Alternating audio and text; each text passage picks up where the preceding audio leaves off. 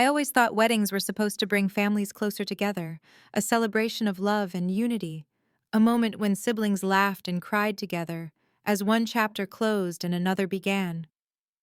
But for me, my brother's wedding became the beginning of a story I never imagined I would have to tell, a story of betrayal, theft, and the painful realization that blood does not always mean loyalty. My name is Anna Moore. I am 31 years old, the eldest daughter in a family that never seemed to know how to value me in the way I had yearned for. My parents raised us in a modest household where money was tight, but appearances were everything. My younger brother Ethan was always the golden child, handsome, charismatic, effortlessly charming, in the way that drew people in and convinced them to forgive his flaws. I loved him once with the kind of protective affection only an older sister can feel. I worked extra hours to buy him new school supplies. I gave up my teenage weekends to babysit so he could hang out with friends. And I even sent money home during college so he wouldn't have to feel the sting of our family's financial struggles. I thought that bond meant something. I thought it would last forever. Ethan's wedding was a grand affair, far more extravagant than anything I believed he or his fiancée could afford. The reception hall glittered with chandeliers, roses cascaded down from tall crystal vases, and a live band played as if the night were straight out of a magazine spread. I stood there in my pale blue dress, smiling politely, clapping when required, toasting when expected. But deep inside, I couldn't shake a feeling that everything about the night was too polished, too perfect, like a painting hiding a crack beneath the frame. I didn't know then that the crack would soon split wide open. The morning after the wedding, still nursing the dull ache of champagne and exhaustion, I logged into my bank account. At first, I thought my blurry eyes deceived me. The numbers didn't make sense. My balance had plummeted. $8,400 gone, vanished overnight like smoke. My stomach dropped. My hands shook as I refreshed the screen again and again, hoping it was a glitch, a banking error, anything but reality. But the transactions were there, staring back at me like a cruel joke. Transfers I had never authorized, withdrawals I had never made. Panic surged through me. That money wasn't just numbers on a screen. It was my security. My late nights of overwork, my canceled vacations, my small sacrifices every single day. And now it was gone. I called the bank immediately, my voice trembling as I explained what happened. The agent on the other end was calm, too, calm, asking me to confirm details, to walk through the recent activity. And then, with a tone that made my blood run cold, he said, "Ms. Moore, these withdrawals were made with your account credentials. Whoever accessed your account knew your information." My mind raced. How could anyone know my details? I kept my login secure, my passwords private. I lived alone, careful and cautious, and yet someone had broken through. For hours, I sat there in my apartment, staring at the transaction history, the pit in my stomach growing heavier, until one line stopped me in my tracks. The withdrawal location. It wasn't random. It wasn't a stranger in another city. It was from a branch just 2 miles away from the wedding venue. The truth crept into my mind like a shadow I didn't want to face. No, it couldn't be. Not Ethan, not my brother, not after everything. But the suspicion clawed at me, refusing to let go. I remembered the way Ethan had avoided eye contact when I congratulated him after the reception. I remembered his new wife's laughter as she boasted about their upcoming honeymoon in Greece, a trip I knew neither of them could reasonably afford. I remembered the expensive champagne, the designer gowns, the sheer scale of a wedding that had no right to be within their budget. Pieces fell into place, each one cutting me like broken glass. The next day, I confronted my parents. I sat at their kitchen table, my voice shaking as I told them about the missing money. My mother pursed her lips, avoiding my eyes, while my father sighed heavily, as if my words were nothing more than an inconvenience. "Anna," he said, "you've always been so dramatic. I'm sure this is just a banking error. Don't ruin Ethan's happiness over some misunderstanding." My chest burned. A misunderstanding. $8,400 was gone, and they dismissed it like spilled milk. I looked between them, desperate for some sign of support, but all I saw was discomfort, guilt, and a desperate attempt to protect their precious son. I wanted to scream. I wanted to shake them and demand they see me, hear me, believe me. but I bit back my rage because a small part of me still hoped I was wrong. So I went to Ethan myself. I found him at his new apartment boxes, still unpacked, his wife lounging on the couch, scrolling through her phone. I stood in the doorway, my hands clenched into fists, my heart pounding in my ears. "Ethan," I said, my voice trembling but firm.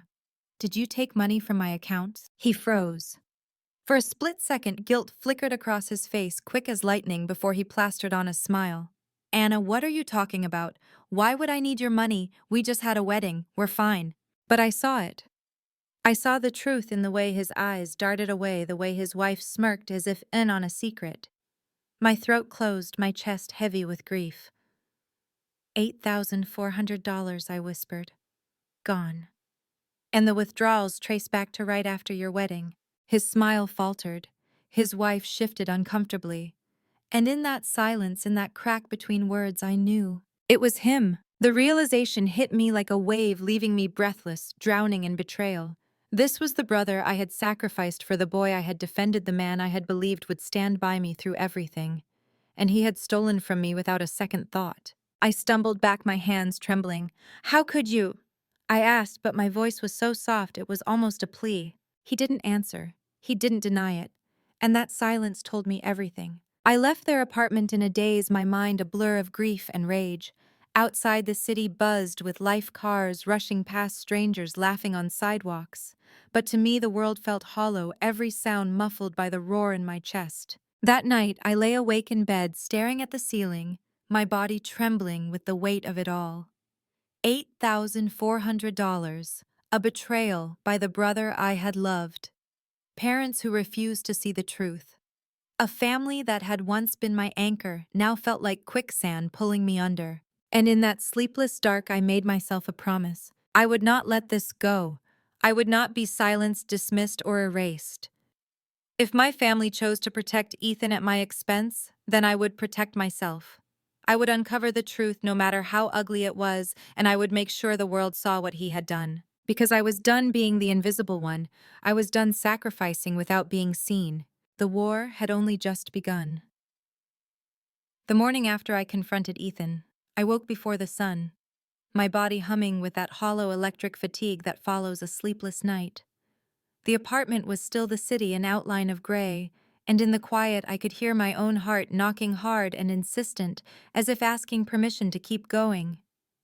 I made coffee I couldn't swallow and sat at the table with my laptop open to the same banking page that had gutted me yesterday. The numbers were the same, the loss was the same. Only I had changed, some invisible hinge in me had swung shut, and I was no longer willing to be the sister who swallowed pain in silence just to keep the peace. I called the bank again and asked to speak with the fraud department, this time with a steadier voice and a notebook open beside me. The representative sounded careful, measured. He explained the internal review would take time, but he could confirm a few details if I answered verification questions. I complied, each answer tasting like metal on my tongue. He read out time-stamped logins, IP addresses clustered around the wedding venue, an ATM withdrawal at a branch 2 miles away, and this was the blade, an online password reset at 11:57 p.m., the night of the reception. A reset that required two-factor authentication. A reset that would have texted my phone except it hadn't. Could the OTP have gone to a backup number, I asked? Yes, he said and paused. If a backup was added. I felt the ground tilt. A backup would require access to my account settings, my email, something intimate and invasive that turned my skin cold. I thanked him and ended the call. Then I opened my email security logs.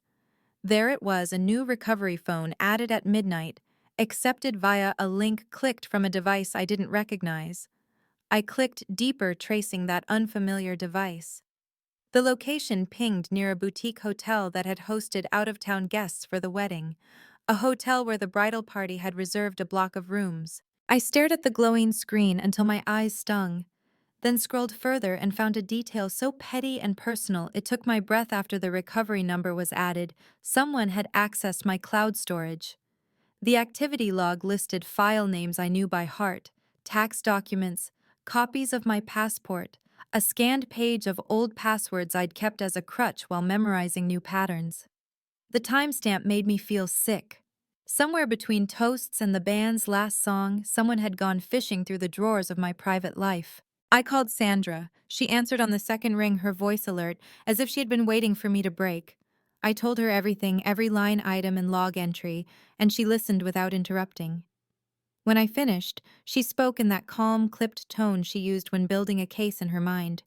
We would file a formal fraud report, she said. We would request the ATM camera footage, the bank branch lobby recordings, the hotel's lobby and elevator logs, and if necessary, the venue's CCTV of the wedding night. We would request device fingerprints from the email provider and match IP addresses. We would not accuse out loud until the paperwork had hands. The plan steadied me in a way coffee never could. I changed my passwords, revoked all devices, set new recovery methods locked behind app-based codes, and activated notifications so sensitive they would ping me for a breath too loud. Then I showered, dressed, and drove to my parents' house because some part of me still needed to look into their faces and ask the same question I had asked as a child. Do you see me? Their kitchen smelled like toast and orange marmalade, familiar and ordinary, a betrayal of its own. My mother fussed with plates. My father pretended to read the paper. I told them what the bank had confirmed, the reset, the added number, the ATM withdrawal, the logs. As I spoke, my mother's jaw set the way it did when she decided the truth was inconvenient.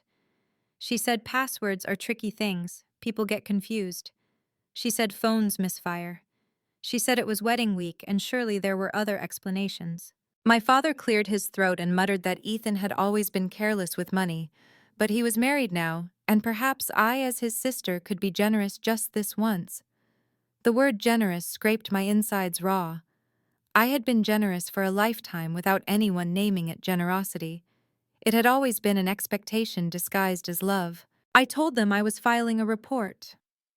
My mother's eyes sharpened in a way that was almost fear and almost fury. She said families don't bring shame outside. Families handle things over tea and apologies. I looked at her and wondered when our definition of family had come to mean I must bruise quietly so a son's skin would remain unmarked. I left before the fight could grow teeth. On the porch, I stood in the cold and counted my breaths until they belonged to me again. Sandra and I spent the next days turning the vague ache of betrayal into something documented and undeniable. We drove to the bank branch with notarized requests. The manager was courteous but cautious, promising to preserve the footage pending legal process. We contacted the hotel. They confirmed the bridal block on the 8th floor and said logs could be furnished with counsel's request. We requested the wedding venue's security clips. The coordinator, awkward and apologetic, said she would comply. Everywhere we went, we left a paper trail, tiny patient flags planted in soil that had shifted beneath me. At night, I lay in bed staring at the ceiling where shadows insinuated themselves into corners, and my mind replayed memories with a new ugly light. Ethan at 13 asking me for my school laptop just for an hour. Ethan at 17 learning my email pattern because it amused him to guess. Ethan at 20 borrowing my debit card for gas, returning it with a grin and a joke. Alone, each memory was small and forgivable the way an excuse can be charming when it comes with a smile. Together, they read like a preface I had ignored. The first hard evidence arrived on a Thursday, in a crisp envelope that made my hands shake, an early copy of the bank lobby footage, grainy but legible, time-stamped, 8:06 a.m. the morning after the wedding. The camera looked down from a corner, catching the backs and profiles of early customers.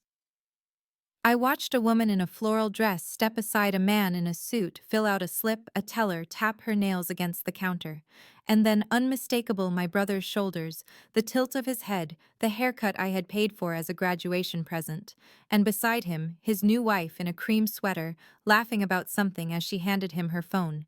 He stepped up to the ATM. He typed. He pulled cash. They lingered. They counted. Then they left the bills tucked into his jacket as if he were tucking in a child.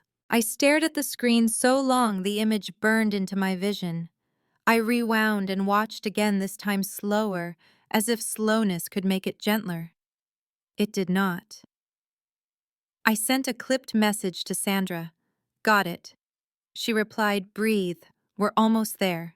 I didn't confront Ethan right away. I wanted to the way a hand wants to pull away from a flame even as it reaches for it. But I had learned something about myself in the days since the wedding. I no longer wanted truth in the form of his performance. I wanted truth that did not need his words to exist.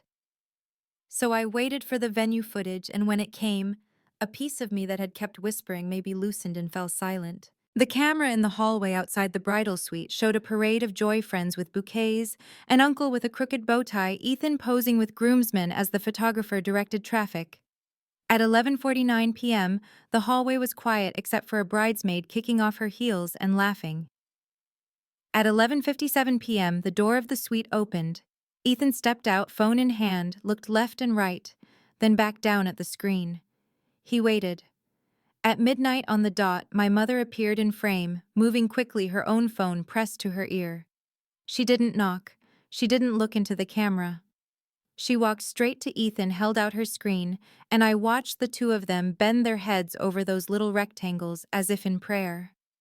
30 seconds later, Ethan typed, paused, typed again. My mother nodded. Then they separated, swift, efficient, practiced. The hallway swallowed them whole. I didn't cry. Not then. The crying had lived in me for years and had taught me nothing. I took screenshots, cataloged timestamps, wrote captions that read like a litany. 11:57 p.m. Reset initiated. 12:00 a.m. Mother arrives with phone. 12:01 a.m. Confirmation. 8:06 a.m. Withdrawal. 10 minutes later, I emailed Sandra a folder with the kind of stillness that comes after a storm carves a new river through land that thought it knew its own shape. When the call came from Ethan, casual, practiced brotherly warmth, frosting something rotten beneath, I let it ring twice before answering. He asked how I was, as if the answer could ever be anything other than not well. He said money problems happen. He said he could explain. In his voice, I heard every family dinner where my feelings were platters cleared before dessert. I told him I had footage from the bank and the venue. I told him I had logs and reports and a case number with my name on it. I told him I wanted him to return the money immediately and to meet me at Sandra's office the next day to arrange repayment and sign a notarized statement before this rolled any further downhill. Silence. Then a laugh, brittle and small. He said I was overreacting, that he was my brother, that he had needed help, that I, who always landed on my feet, could spare it. He said Mom had only shared the code because she knew I'd understand later. He said it didn't have to be a big thing. He said we could make it go away. For a moment I felt the old undertow, the one that told me to be kind, to be the eldest, to be a good daughter whose anger is a favor nobody asked for. Then I pictured my account numbers lined up like headstones. I pictured a hallway at midnight. I pictured my mother's head bowed over a glowing screen. I told him we were past the point of making anything go away.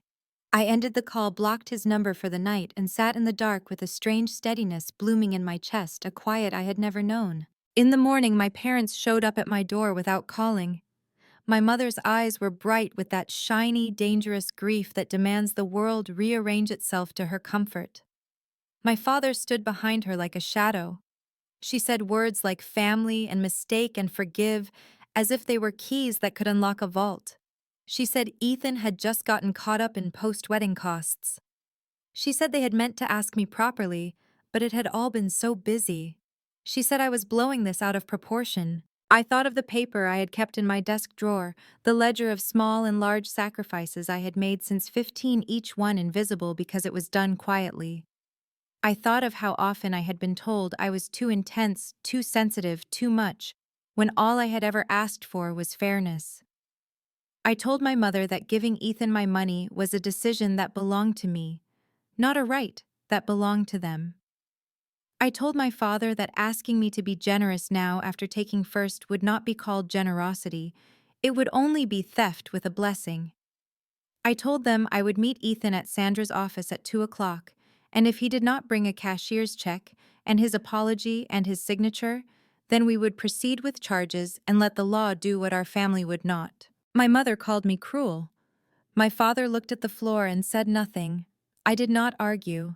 I watched them leave with the kind of quiet that follows a door closing on a room you have outgrown. At 1:30, I sat in Sandra's office with my hands folded in my lap, like a student taking an exam whose answers I finally knew. At 2:15, Ethan and his wife walked in smiling the way people smile when they think charm can turn iron into rain. He carried no cashier's check. He began with a speech about siblings and love and new beginnings, and how money is just money. Sandra let him finish. Then she slid the photographs across the table bank lobby, stills hallway screenshots printed logs, and watched the performance die on his lips. He stared at the images. His wife's face hardened like a mask, finally choosing its shape.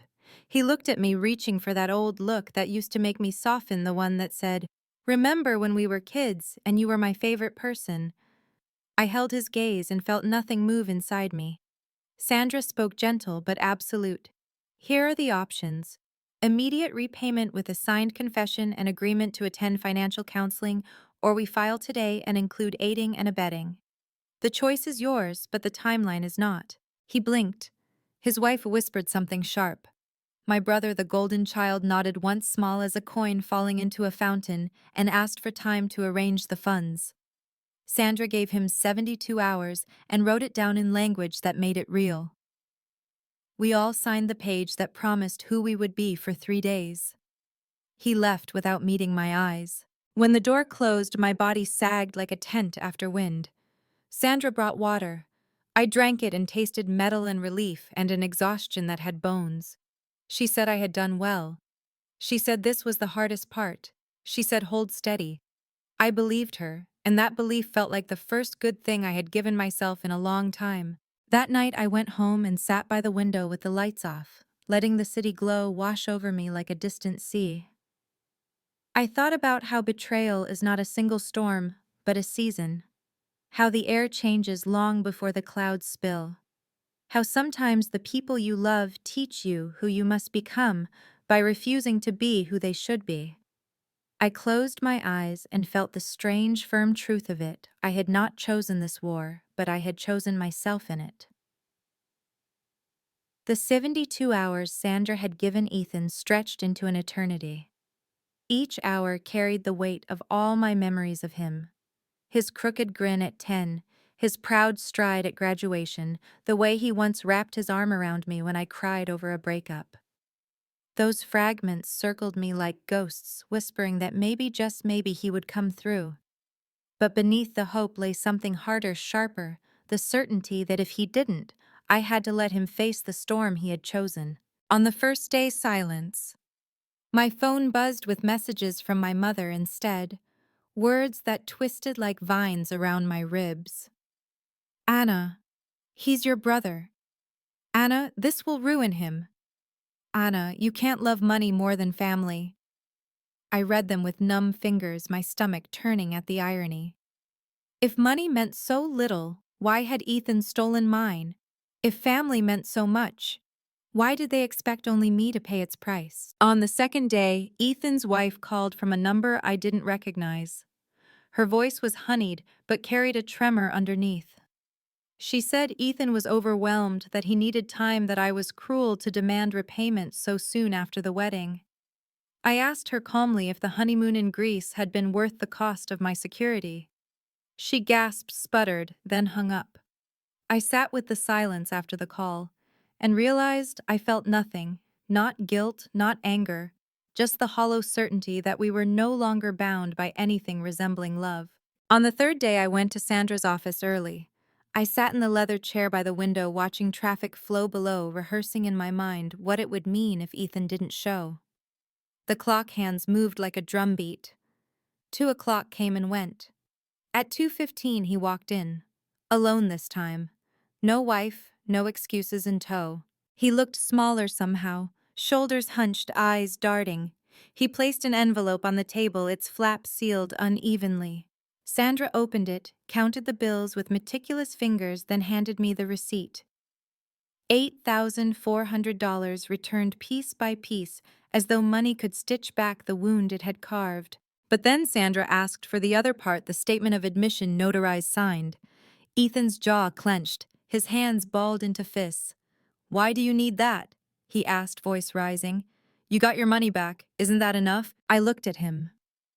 My brother, the boy I had once trusted with secrets, the man who had stolen from me without blinking. My voice came out steady, almost frightening in its calm. Because it's not just about money. It's about what you did. And if you can't even put your name to it, then nothing changes. He cursed under his breath, scribbled his signature on the page, and shoved it across the table. His eyes met mine, then desperate, searching for some trace of forgiveness. But I held his gaze with the steel I had forged out of sleepless nights and broken trust. There was no forgiveness left to give. After he left, Sandra placed a hand on mine. You did it, she said. You held the line. But victory felt strange, heavy. I walked home through streets bustling with ordinary lives, couples laughing in cafes, children tugging at their parents' hands, and I wondered if they too carried betrayals tucked into their pockets like stones.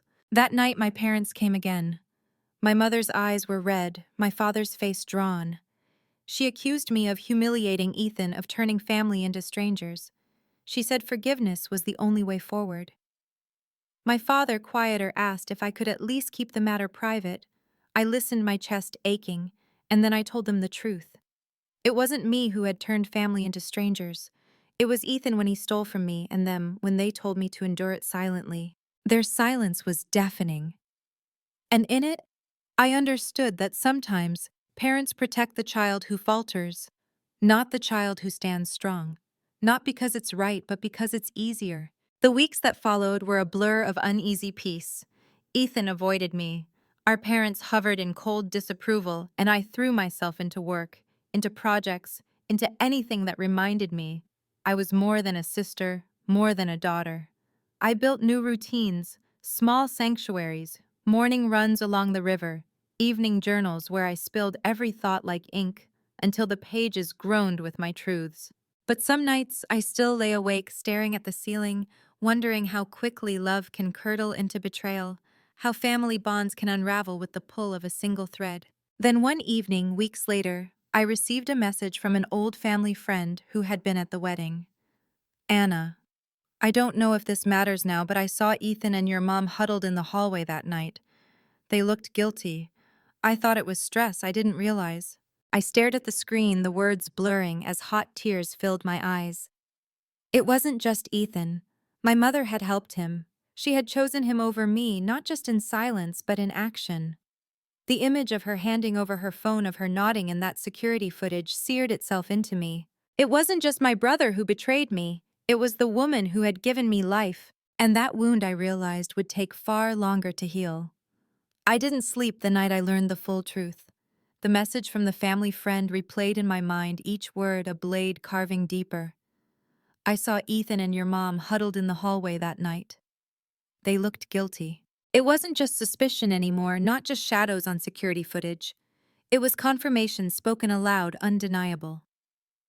My mother hadn't just stood by Ethan, she had helped him, enabled him, chosen his desperation over my security. She had handed him my trust like a spare key and told him to take what he wanted. By morning, my body was heavy with exhaustion, but buzzing with resolve. I needed to face her. Not in whispers, not in avoidance, but directly. I called her. She answered on the second ring, her tone sharp, wary, as if she already knew the storm that was coming. Mom, I said quietly. I know you were with Ethan that night. I have the footage. I know you helped him reset my account. Silence. Then a sharp inhale followed by a brittle laugh. Anna, you don't understand. He needed help. He was overwhelmed with wedding expenses. I was just smoothing things over. I thought you'd forgive him. Forgive him. The words set my chest on fire. Forgive him for stealing nearly $9,000 from me. Forgive you for helping him do it. Do you hear yourself? Her voice rose shrill, defensive. I am his mother. Do you expect me to stand by while he drowns? You've always been so strong, Anna. You always land on your feet. You can survive this. He couldn't. I felt my knees weaken, my breath catch. There it was, the raw truth laid bare. I was never the one they protected. I was the one they sacrificed because they believed I could take it. My strength had become their excuse to break me. Do you realize what you've done to me? I whispered, tears burning hot trails down my cheeks. You didn't just take money. You took my trust. You took my belief that family meant safety. Do you understand that you've destroyed that? But she didn't answer with remorse. She answered with silence, a silence so vast it echoed louder than screams. I hung up before I could crumble further. The next days blurred into a haze of grief. I walked through life like a ghost, moving from task to task. But inside, I was unraveling. Nights became battlegrounds of memory, replaying childhood moments with a new, painful lens. The times my mother scolded me for asking for help, while she coddled Ethan for failing. The birthdays, where she forgot my favorite cake, but remembered his. The countless times she told me to be the bigger person, as though bigger meant bending until I broke. For the first time in my life, I allowed myself to admit it. I had been loved conditionally, valued for what I could endure, not for who I was. It all came to a breaking point one Sunday when my parents invited me to dinner. I almost didn't go, but some stubborn piece of me needed closure, needed to stand in the same room and speak the truth that had been buried under years of silence. The table was set with roast chicken candles flickering as though to disguise the rot beneath the surface. Ethan was there with his wife, both avoiding my eyes. My father sat stiffly at the head of the table, and my mother busied herself with pouring wine, as though we were any other family, as though betrayal hadn't hollowed me out. Halfway through the meal, I set my fork down, my heart pounding like a drum. "We need to talk about what happened," I said. The room stilled. My father sighed. My mother's hand froze on the stem of her glass. Ethan shifted uncomfortably. "I know you helped him, Mom," I continued, my voice trembling but clear. "I saw the footage. I've spoken to people who witnessed it. You betrayed me just as much as he did." Her face paled, then hardened. "Anna, please don't dramatize this. I was trying to keep the peace. Families do things for each other. You wouldn't understand, you don't have children." The words sliced me open, as if my worth as her child meant less because I wasn't a mother myself. As if betrayal could be excused as parental instinct. I leaned forward, my eyes burning into hers. "I do understand. I understand that you chose him over me. I understand that you saw my strength as permission to wound me. I understand that you never once considered the cost of what you were asking me to endure." Ethan finally spoke, his voice quiet, almost pleading. "Anna, I'm sorry. I didn't think it would get this far." I turned to him, shaking my head. "You didn't think at all. You took because you believed you could, because you knew they would protect you, no matter how much it destroyed me." The silence that followed was suffocating. My father cleared his throat, muttering that mistakes had been made, that we should move on, that dragging this out would only deepen wounds. But I was done moving on without accountability. I was done bleeding quietly so others could stay comfortable. I stood my chair, scraping against the floor. "I can't do this anymore. I can't sit at this table and pretend we are whole. You broke something that can't be fixed with roast chicken and silence. You chose him, and in choosing him you lost me." My mother's eyes widened, her lips parting as if to protest, but I didn't give her the chance. I walked out, the sound of my footsteps echoing down the hall like the toll of a bell. Outside, the night air was cold and sharp, but it tasted like freedom. For the first time in years, I felt the weight lift from my shoulders, not because I was healed, but because I had finally spoken the truth they refused to hear. I knew then that I couldn't force them to see me. I couldn't make them love me the way I needed. All I could do was love myself enough to walk away. And that choice, painful as it was, felt like survival. In the weeks after that dinner, silence became the language of my family. My parents stopped calling. Ethan didn't reach out again.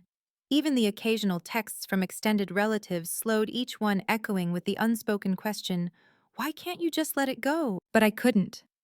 Not because I craved revenge, not because I wanted to punish them, but because letting it go would mean betraying myself again. And I had promised on the night I first saw that $400 vanish from my account that I would never erase myself for their comfort again. The first days were the hardest.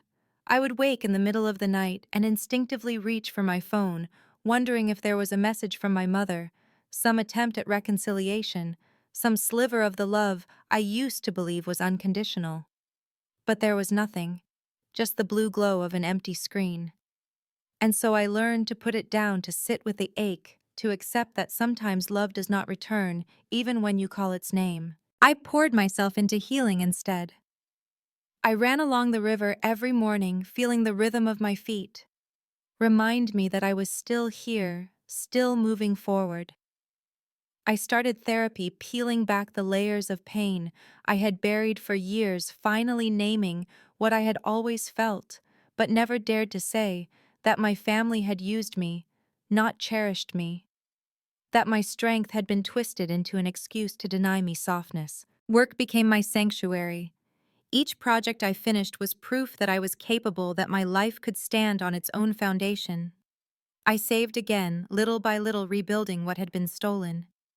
And each dollar felt different this time, harder, yes, but purer, because it was mine, untouched by betrayal. And then something unexpected happened. One evening, I received an email from a stranger, someone who had read a short essay I had written online about resilience after betrayal. She told me her own story, how her brother had stolen from her, how her parents had minimized her pain, how she had felt like the invisible one in her own family. Her words bled with the same wounds as mine. Reading her message, I realized I wasn't alone. My story, as personal and specific as it was, echoed in the lives of others. There were so many invisible daughters, quiet sisters, overlooked children carrying the weight of their families until their knees buckled. And maybe by telling my truth, I could help them feel seen. So I began to write more. Small reflections at first about strength, about boundaries, about grief and survival. The words poured out of me like a river finally released from a dam. And people responded. They shared their stories, their scars, their anger, their healing. Slowly, I built a community of strangers bound together by the invisible thread of betrayal and resilience. One day, months later, I received another message, this time from Ethan. It was short. "I'm sorry, I don't expect forgiveness, I just want you to know I regret it." I read it over and over, waiting for some wave of relief, some crack in the wall I had built. But nothing came. The truth was, his apology didn't change what had happened. It didn't give back the years of trust. It didn't erase the image of my mother handing him her phone in that hallway. But it did give me something else: closure. I didn't need to respond, and I didn't. Because forgiveness is not a gift you owe to someone who shattered you. Sometimes forgiveness is choosing to stop carrying their weight in your own hands. And I was ready to set it down. Months turned into a year. The wound became a scar, visible but no longer raw. I still missed the family I thought I had, the version of my mother, who I once believed would protect me at all costs, the brother I thought would stand by me as I had stood by him. But I also knew those versions had never truly existed. They were illusions. I had clung to illusions I had finally outgrown. Now, when I look back at the night of the wedding, I don't just see betrayal. I see the beginning of a reckoning. I see the moment I stopped being invisible. I see the moment I chose myself. And maybe that's the lesson I was meant to learn. That family is not defined by who shares your blood, but by who protects your trust. That love without respect is just control in disguise. And that survival is not about erasing the pain, but about refusing to let it erase you. So, if you're listening to this, if you've made it to the end of my story, I want to leave you with this: you are allowed to choose yourself. Even if it means walking away from the people who should have loved you most. Even if it means standing alone for a while. Because sometimes the greatest revenge is not vengeance at all, it's living fully, freely, and unapologetically as yourself.